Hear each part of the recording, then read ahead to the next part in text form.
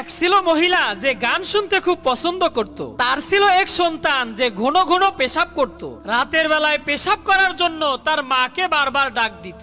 মা একদিন ঘন ঘন পেশাব করা সেই সন্তানকে বলল, প্রতিদিন বারবার পেশাব করব শুনতে ভালো লাগে না, আজ থেকে রাত্রিবেলায় পেশাব আসলে বলবা গান বলবো। এরপর থেকে যখন ওই পেশাব আসতো তার মাকে বলতো, মা গান বলবো। তার মা তাকে পেশাব করিয়ে নিয়ে আসতো। কিন্তু বিপদ তো হইল সেই দিন যেই দিন ছেলেটা তার নানার সাথে ঘুমিয়েছিল। হঠাৎ মাঝরাতে নানাকে ডেকে বলছে, নানা আমি গান বলবো। নানা হাজি সাহেব মানুষ, গান টান শুনতে তো পছন্দ করে না। নানা বলল, গান বলা ভালো না, চুপচাপ ঘুমাও। নাতি কিছুক্ষণ চুপ করে রইল। কিছুক্ষণ পর লাফ দিয়ে উঠে বলে, নানা আমাকে গান বলতেই হবে, না হলে বিপদ। নাতি যখন ছাড়ছেই না তখন নানা বলল, ঠিক আছে তুই আমার কানের কাছে এসে আস্তে আস্তে গান বল। নাতি এবার নানার কানের কাছে গিয়ে মেশিন চালু করে দিল।